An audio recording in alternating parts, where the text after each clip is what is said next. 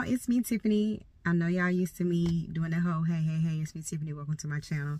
But I have decided to make two separate channels. So for those of you who have watched my videos before, I know y'all are probably used to me saying that I'm a birth and postpartum doula, childbirth educator, XYZ, and that is still very accurate. However, I've decided to make two separate channels. So this one, since I do a lot of coverage on, you know, different things going on as far as, you know, crime and stuff like that here and there, I decided to make just a separate channel. And then I also I have my Nurture by Tiff, but this one is Inside the Madness. So I separated them both.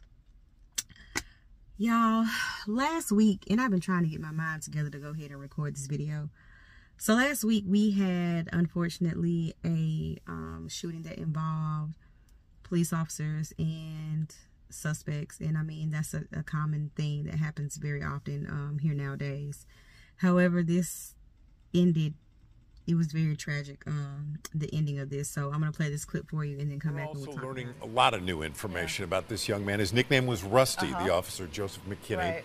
We're also learning new information regarding one of the suspects just released on no bond less than 1 month before this shooting. So here's what we know. District Attorney Steve Mulroy has identified the deceased suspect as 18-year-old Jalen Lobley. He was arrested March 5th of 2024 for stealing 2 vehicles. Lobley was found asleep in a stolen car with a loaded weapon with a Glock switch attached. Now, Mulroy says he was not responsible for releasing him, ROR. He says a jury commissioner did that down at the jail. Action News 5's Kelly Cook has been searching into the background of this suspect. And Kelly, what were the conditions of Lobley's release? Joe, like you mentioned, Lobley was released on no bond, no monitoring device. He did not have to check in for any drug or alcohol screening. However, he was under a curfew. He was supposed to be at home between 6 p.m. and 6 a.m. unless he was traveling for work or school. Memphis police said this morning that shooting occurred at 2 o'clock in the morning near the intersection of Horn Lake Road and Charter Avenue. Lobley, along with an unidentified 17-year-old, was transported here to Regional 1 in critical condition. Lobley eventually succumbed to his injuries. District Attorney D.A. Mulroy says his office argued strongly against Lobley being released on no bond. He says he was flagged as a high-risk offender. Although Lobley was a first-time offender, his case had been accepted for federal prosecution. Mulroy said Lobley fell into his violent crime initiative that said, quote, individuals found with stolen cars and guns or found with Glock switches can pose a danger and must be dealt with accordingly, end quote. I spoke to retired Memphis Police and Shelby County Sheriff Deputy John Harvey, who says these Glock switches are incredibly accessible. It's an aftermarket device that a fellow patented that basically turns a pistol into a machine gun. The device is fairly small. More and more they're being printed with 3D printers these days. And I'm told that you can print one for less than $20. At this time, it's unclear which suspect shot and killed the officer. We are expecting an update from the Tennessee Bureau of Investigation sometime this evening. Back out here live at Regional 1, just heard back from MPD, who says that the second officer that was brought here is still in non-critical condition. The 17-year-old unidentified suspect. So that's what happened. And I have so many questions. Number one, my condolences go out to the families. And I know y'all probably gonna be like, I shouldn't be sending condolences to the suspect's family or the one who killed the police officer.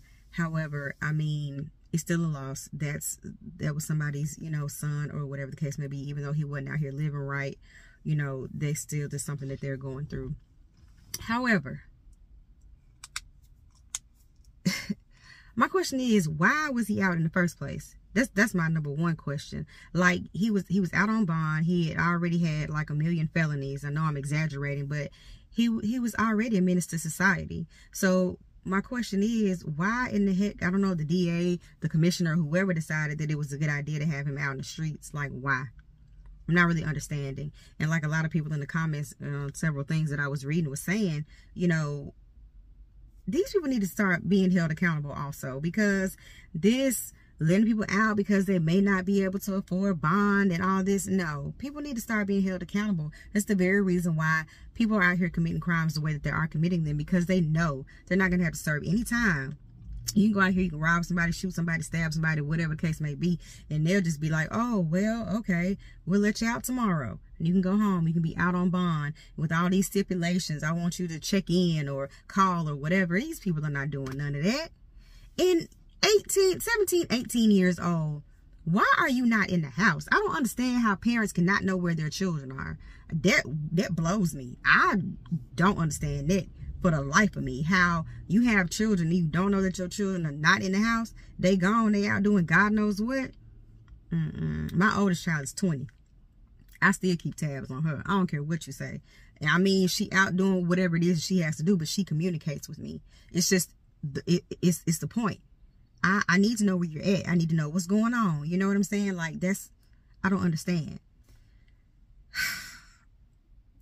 Y'all, this violence and stuff has gotten so far out of hand, and I'm just not, I don't get it. I don't get it. I'm not getting it, and I know it's not for me to get.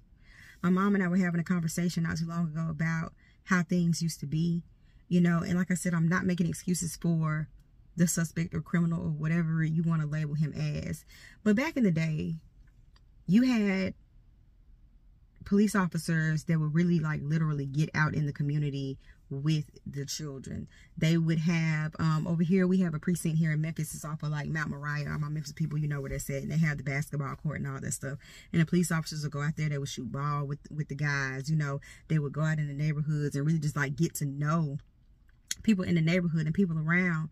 But they don't do that anymore. These churches in the community, they preach about all this, you know, great stuff and, you know, God this and God that. They're not out in the community.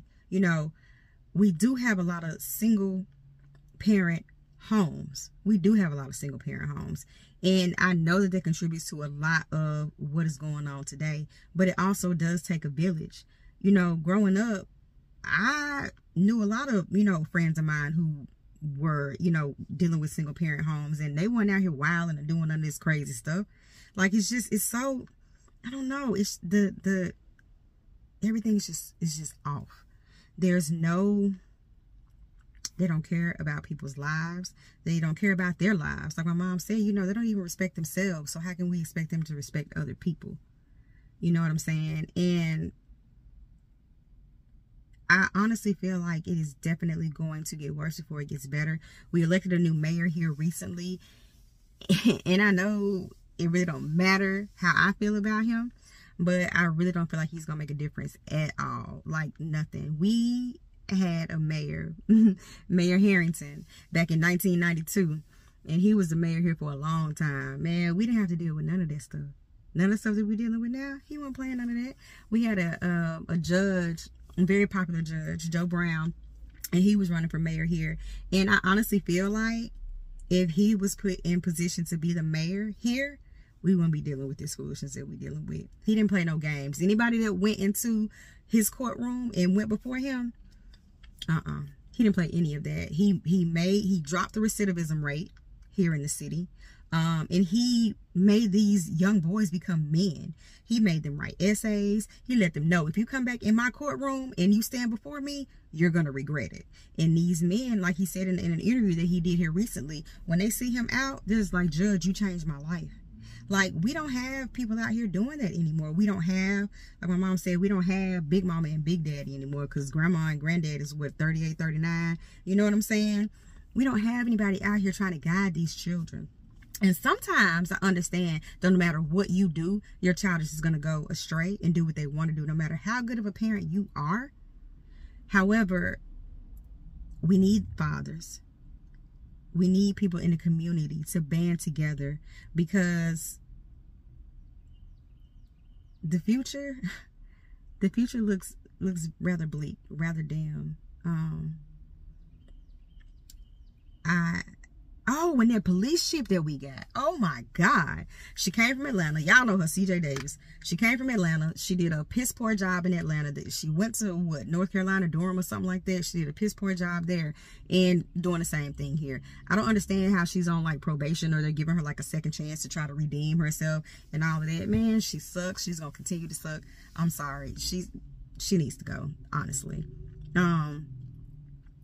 Memphis, we gotta do better. The world, we need to do better. Like, it's just it's out of control. I just had to get on here and share that really quickly. It's just sad all the way around. So one of the suspects did end up losing his life. The other one is like 17. I know he got shot. He was in critical condition. Not really sure what his status is as of right now, whether he survived or not. I think there were two other police officers that were shot besides the one who did end up losing his life, and they are all fine. It's just a scary time to be living in right now.